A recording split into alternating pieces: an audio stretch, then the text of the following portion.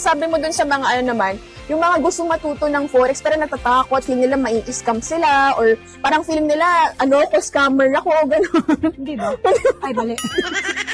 Ay, hindi guys, ganito kasi yan eh. Meron, yung pinapromote namin is economy. It's a forex trading. Hindi to scam. So, ibig sabihin, pwede naman kayo mag-enroll eh. Why not? Try nyo. Isang lapad, dalawang lapad, sa kalahating lapad.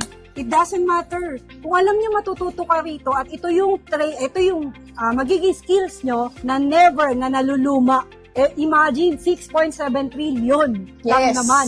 Kung, di ba, sabi nga ni Coach Lady, kukurot lang tayo. Makakurot tayo isang lapad, dalawang lapad, ayaw nyo pa?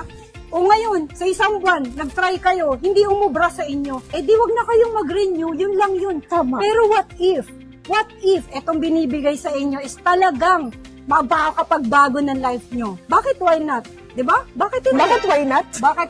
Pag tinagalog English, diba? Komedyante. Diba? Bakit hindi? Diba? Yun lang eh. Itong babaeng to, hila lang na hila sa akin. Sama ako na sama. Bakit? Kumikita ako eh. Diba? Hindi ko nga to kilala eh. Pero since kumikita ako, until now, nandito pa rin ako. And I'm earning. Yeah. And we are earning. Yes.